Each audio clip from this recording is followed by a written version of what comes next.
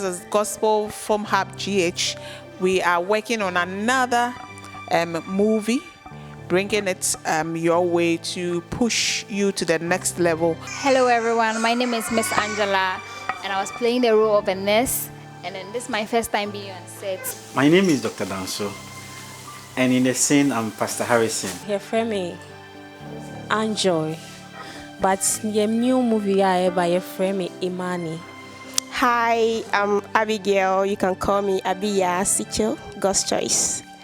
And I played the role of a doctor in our movie, Imani. My name is Emmanuel Blessing, the director and producer on the set of Imani, which is a story of faith. It is not just about the movie, but the story behind the making of the movie. When I said I will make Christian films, I knew what I was coming up against. In fact, I understood there were walls of Jericho in front of me. Then, at that moment, I was singing, Jesus, take the wheel, take it from my hand. But at that time, David strengthened himself in the Lord. I work with a philosophy.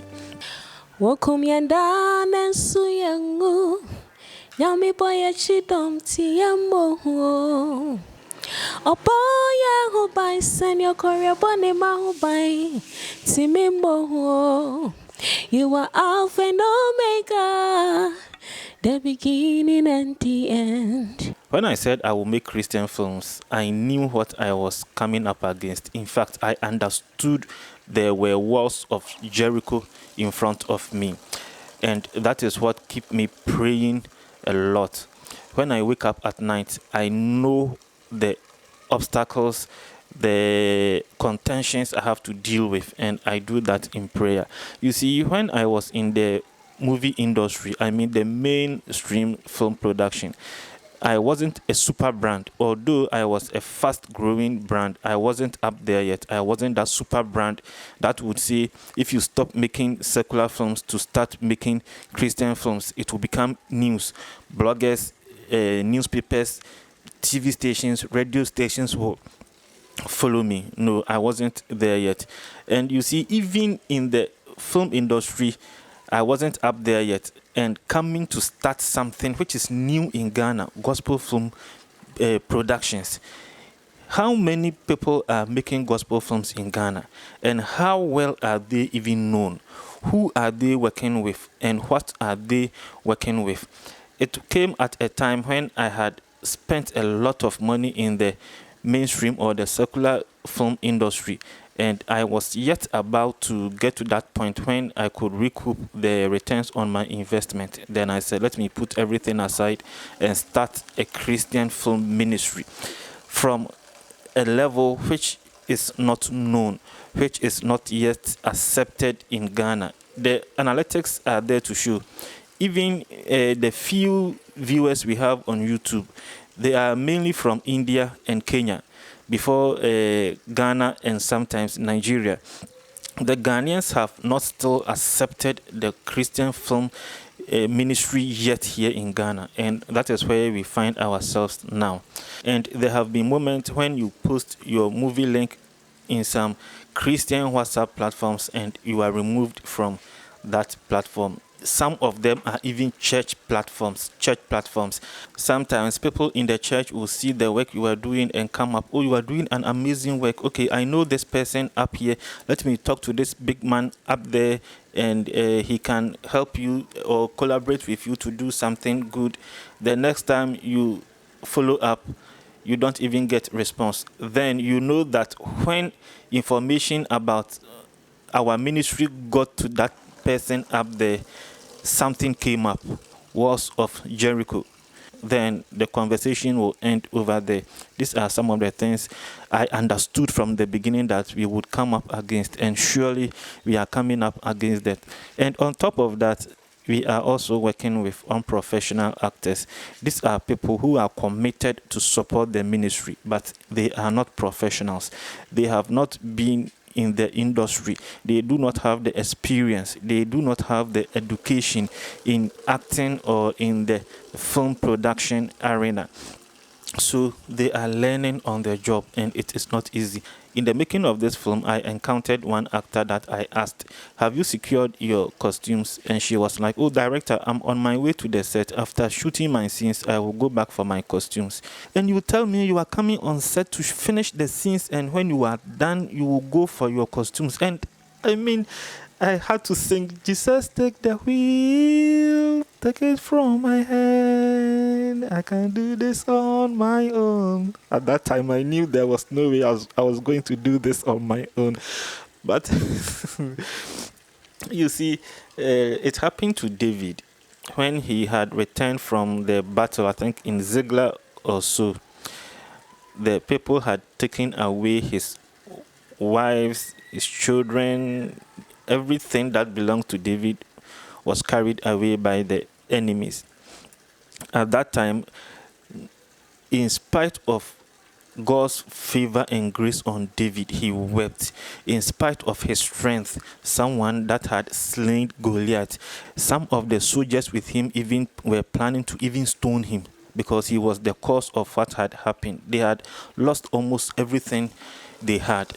But at that time, David strengthened himself in the Lord. So yes, I come up against these walls of Jericho, but I only have to strengthen myself in the Lord because it's really, really tough. The making of this movie, Imani, has been a test of our faith and our resources.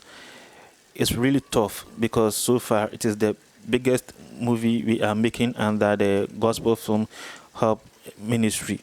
And it has a lot of actors, it has a lot of locations, and it comes with a lot of challenges. Right now we have exhausted our budget. I'm working on getting more money to push into the production, and it is not easy. The production is dragging because I still don't want to compromise. We are working with limited resources, but I still don't want to compromise. So it is dragging, but it is making progress. You know, when we are working with people in the film industry, when they are going to sleep, it is film. When they are waking up, it is film. When they are eating, it is film. Everything about them is film. So when you call them in the morning, they come prepared. You call them in the afternoon, they come prepared. In the night, they come prepared. I was on set making a film when I saw a lady holding her luggage or a bag standing at the corner. I just thought she was a passerby who was passing by and just standing to watch what we were shooting. Actually, we were shooting on the street. So in the course of the shoot, somebody came to prompt me that, "Director, you see that lady over there? She is an actress. She came to see if she could get a role in the movie, and she already has her costumes in that bag she's carrying." And I was like, wow, where is she coming from? Because she was not from the town in which we were shooting. She heard there was a set in that town, and she came all the way with her costumes prepared in case she is giving a scene. And now I'm working with people that are not full-time actors because I'm not paying anyone. We don't have the budget to pay them. So I'm even begging them to give me a little of their times. Some of them work in places. You all arrange that, okay, on this day at this time we are going on set. You get to the set, you call the person, and it is like, "Oh, I got an emergency call to be at the office. I was not supposed to be at this place, but I got an emergency call to be there," and you are there. But what else do we do? So these are some of the things I'm coming up against, or some of the things I'm dealing with in the production of Imani. There is no plan to leave any actor behind, because you see, you may think this is a film production ministry, so everything we do is film, but we also understand the core values of our calling, to use this avenue to disciple the people around us, not only to use them in making films, but to disciple, to show them the love of God, to share fellowship with them, to share the word of God with them, to prepare them, to empower them to also go out there to make disciples for our Lord Jesus Christ. So if they are not pulling the weight when it comes to the acting, fair enough, but they are not with us only for the acting, but to share the fellowship of the love of God I'm talking about. So yes, they will still be with us, but I work with a philosophy, and this is it. You know, when you are climbing up to a certain level, it is not everyone that will be able to keep up with the height you are going.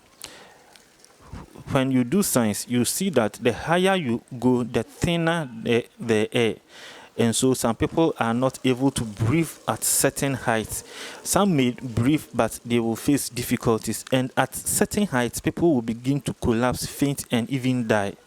Yes, I understand this theory, and that is my philosophy. I look at the people around me and the heights we are going. When we get to a certain height and I find out that this height is too high for you to survive, I may leave you there and proceed with the rest who will be able to cope with the situation at the height we are finding ourselves in. I'm not going to force anybody to pull up with me to the height I am going, to the point that some people may faint and collapse on their way. You know, even Jesus Christ, when he was praying, he went with some of the disciples. At some point, he told them to wait for him at some point, and he took a few with him. They moved to another place. He told them to wait for him over there. Then he went alone to the next point of prayer. Yes, so it is not every place that you go and you expect everybody following you to be with you up there. If you pull everybody along, there are two things that can happen. Either you will not be able to move to where you are going, you will stay stagnant with the crowd at the ground level, or you will pull them with you by force to the higher level, and when you place them there, they will not be able to cope with the environment and they will begin to faint and die. In either cases, you have not done them any good. So it's good you look at the people you are working with, you determine their strength, and you keep them at places that will not suffocate or kill them. And then you move with those who can cope to that height. Yes, so with this ministry, we are not throwing anybody away. We will keep everybody, because I strongly believe there's a purpose for having every single soul around us in this ministry, and that purpose must be fulfilled. We are really sweating on set. It is not just about the movie, but the story behind the making of the movie. This is just the beginning. There is a lot going on the set of Imani that you will really need to know. The glory of God that is taking us through, and the challenges we are facing on the set. It is the story that carries the power behind the film we are making. And we strongly believe this movie is going to make a statement in your life. Subscribe to this channel, like our videos, comment, and when you comment with your name, where you are commenting from, and we will really want to connect with you and build a community with you. Thank you for being with us. We are still shooting Imani. It will come on this same channel very soon. Thanks for watching.